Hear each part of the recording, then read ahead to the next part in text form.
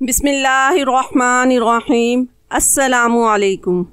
रब्बुल इज़्ज़त की ज़ात से मायूस ना होना चाहिए, वो जब चाहे जिसको नवाज दे। ये ऐसा वाक़या है कि यकीन नहीं आता, एक मौजज़ा ही लगता है। गज़ाला ने मेरे साथ मैट्रिक किया। वो होनहार और ज़हीन तौलबा थी, बुर्दबार और बावकार शख्सियत की मालिक थी। वो बहुत हर दिल अजीज लड़की। गज़ाला तहरीरी मुकाबलों और मुबाहिसों में हिस्सा लेती थी, हमेशा अव्वल पोजीशन लेती, जिससे हमारे कॉलेज का नाम रोशन होता। कॉलेज में वो एक नुमाया तालबा थी, जिसकी वजह से मुझे भी खास अहमियत हासिल थी कि मैं उसकी बेस्ट फ्रेंड थी। ग्रेजुएशन के बाद हम दोनों ने यूनिवर्सिटी में दाखिला ले लिया। बड़ी मुश्किल से एमए करने की इजाजत मिली थी। यूनिवर्सिटी इकट्ठे जाते, पहले वो हमारे घर कम आती, अब अक्सर आने लगी। मेरी वालदा से बातें करती रहती, अम्मी जान पर उसके गुण खिलने लगे। एक रोज मुझसे कहा, क्यों ना हम गज़ाला का रिश्ता खालिद के लिए मांग ले। मैंने कहा, हाँ अम्मी जान, मैं भी यही चाहती हूँ, बहुत अच्छी लड़की है। मेरी वालदा इन दिनों खालिद भाई के लिए लड़की देख रही थी। मुश्किल ये थी कि जो लड़की उनको पसंद आती थी, खालिद भाई उसे रद्द कर देते। गोया फैसला अब खालिद भाई ने करना था, लेकिन वो अपनी जॉब के सिलसिले में बहुत मसरूफ रहते थे। इन्हीं दिनों आपी की शादी हो गई। गज़ाला भी दावत में आई थी। खालिद भाई ने इसे मेहंदी वाले दिन देखा, बहुत अच्छी लग रही थी। उन्होंने सोच लिया कि इसी को शरीके जिंदगी मुंतखब करेंगे। मन ही मन में वो गज़ाला को चाहने लगे, मगर मुझसे और अम्मी से अपनी चाहत का इजहार न किया।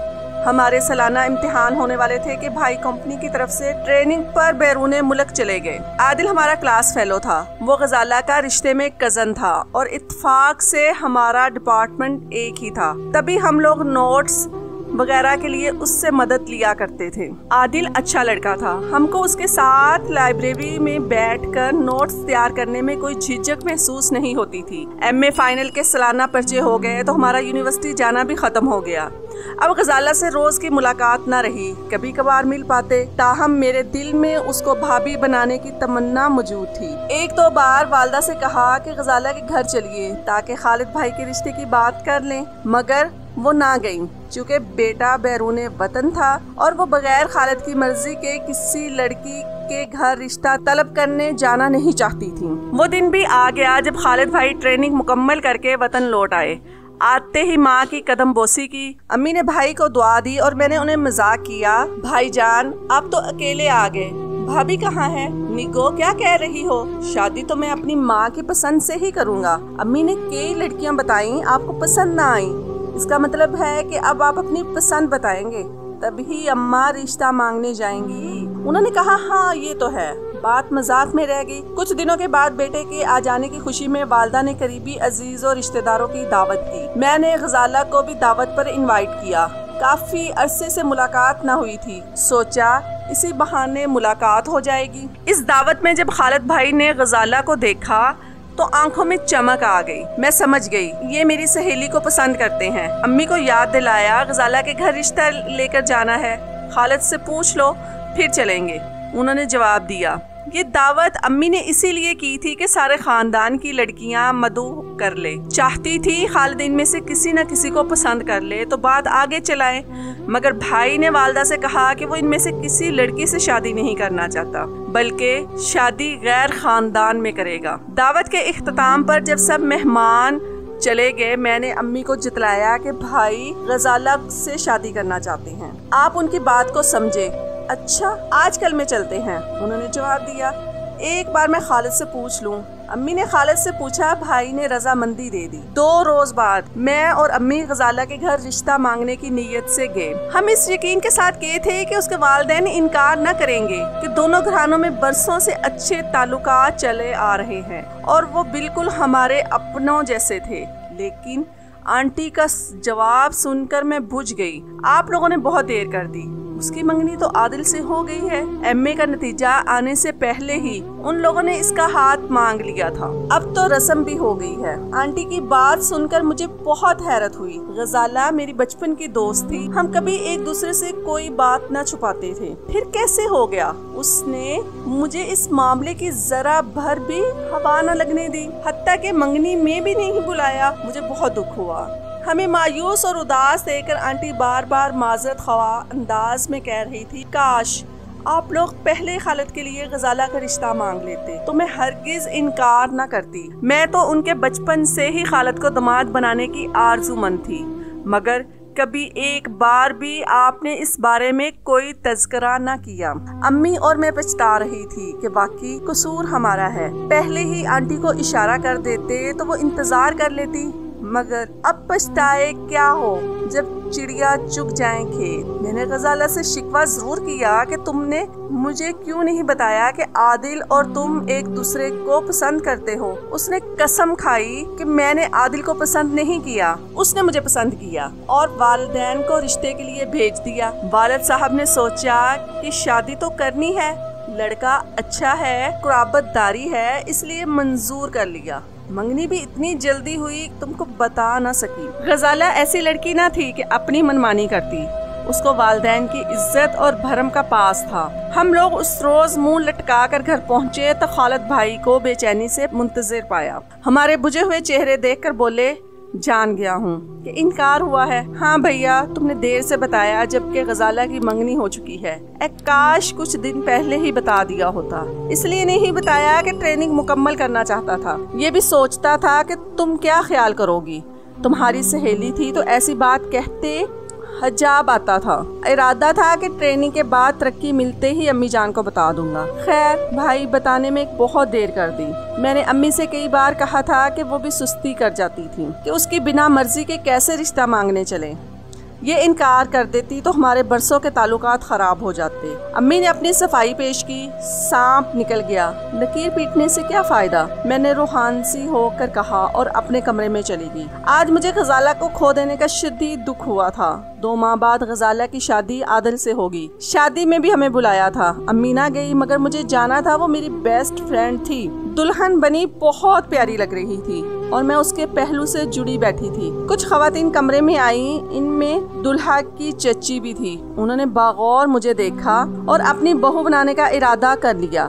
फिर एक रोज ये खातून आंटी के साथ हमारे घर आ गई और अम्मी जान से अपने बेटे फखर के लिए मेरा रिश्ता तलब किया। अम्मी ने वालिद साहब से मशवरा किया। फखर नेक नीयत और अच्छे इंसान थे, आला ओहदे पर फाइज थे। गजाला के वालिदैन के तवस्सुत से रिश्ता तय हो गया।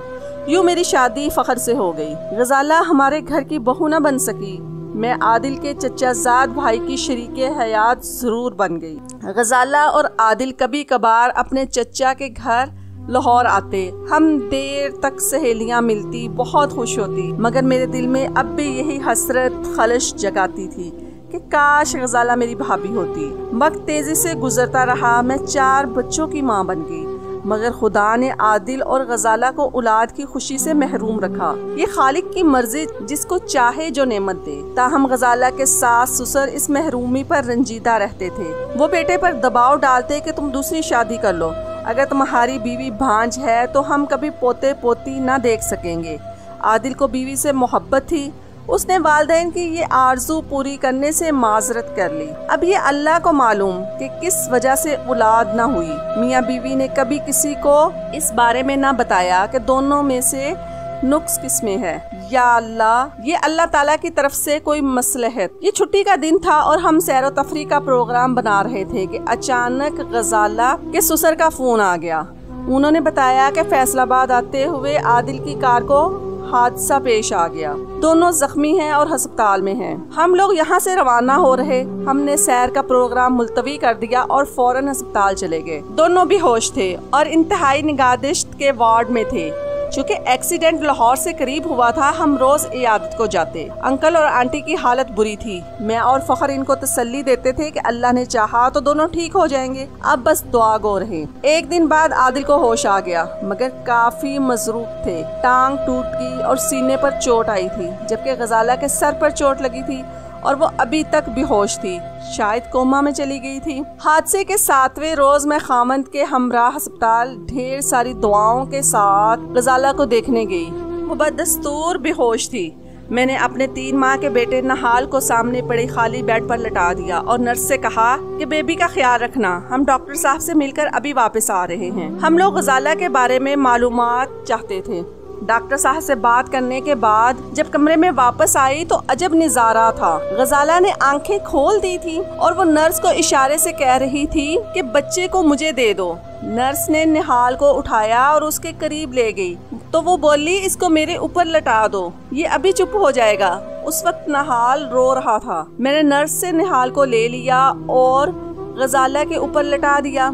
बोली, जाने कब से मेरा मुन्ना रोए जा रहा है, इसे चुप कैसे करवा लूं? उठ तो सकती नहीं, मैं चुप करा देती हूँ। इसी लम्हे मैंने निहाल को उठाया और मेरी बाहों के लम्स पाते हुए वो चुप हो गया। सिस्टर उसी वक्त भागती हुई गई और डॉक्टर को बुला लाई क्योंकि मरीजा को होश आ गया था। बाद में नर्स ने हमें बताया कि जो ही आप लोग बाहर गए बच्चा रोने लगा। बेबी के रोने की आवाज कानों में पड़ी तो मरीजा ने आंखें खोल दी, जैसे उस आवाज में कोई जादू था जिसने इनको नई जिंदगी बख्श दी और वो होश में आ गई। सिस्टर, मेरा बच्चा कब से रो रहा है, लाओ मुझे दे दो, शायद भूखा है, मैं इसे दूध पिलाती हूँ। ये थे गजाला के अल्फाज। होश में आते ही डॉक्टर नर्स की बात सुनकर हैरान थे कि हफ्ते की कोशिश के बाद वो मायूस हो चुके थे। इन्हें डर था कि शायद मरीजा अब कभी होश में नहीं आएंगी, लेकिन ममता की प्यासी रूह में एक नन्हे मुन्ने की आवाज ने इर्ताश पैदा कर दिया। गजाला के लाशऊर में इस आवाज के तरन्नुम ने जिंदगी की घंटियां बजा दी और उसने आंखें खोल दी। ये एक मौजज़ा ही लगता है। डॉक्टर कह रहे थे कि रफ्ता रफ्ता गजाला तंदुरुस्त हो गई, उसे छुट्टी मिल गई और घर आ गई। लेकिन आदिल भाई 6 माह बिस्तर पर पड़े रहे। उनकी टांग और टुकने के फ्रैक्चर ने ठीक होने में काफी दिन लिए। अल्लाह ने दोनों को नई जिंदगी दी। इस खुशी में आदिल के वालिद ने खैरात की और वक्त गुजरने के साथ साथ उनकी हयात मामूल पर आने लगी। तभी एक रोज ये खुशखबरी भी सुनने को मिल गई कि गजाला उम्मीद से है। अल्लाह ताला ने एक मुद्दत बाद उसको औलाद की खुशी से नवाजा था। पहले बच्चे की पैदाइश पर बहुत खुशी मनाई गई। साल बाद वो फिर से उम्मीद से हो गई तो बच्चों की लाइन लग गई। आज उसके 4 बच्चे हैं। घर आंगन उनके बच्चों की चहकारों से गूंजता रहता है। सच है, अल्लाह के घर देर है अंधेर नहीं। बस इंसान को सब्र करना चाहिए। औलाद ना भी हो तो उसकी रजा के आगे सर तस्लीम खम करना चाहिए, क्योंकि उसके हर काम में मसलहत और इंसान के लिए बेहतरी होती है। वालिदैन को अल्लाह ताला ने बच्चों की खुशी दिखाई, उस रब का शुक्र है। हादसे की वजह से आदिल की एक टांग में लंग पैदा हो गया। वो अब लंगड़ा कर चलता है और कहता है कि शायद लंगड़ाना उसी वजह से हुआ है कि अल्लाह ने औलाद की सूरत में बैसाखियां देनी थी। ये बैसाखियां कितनी प्यारी और कीमती हैं, ये कोई पूछे मेरे दिल से।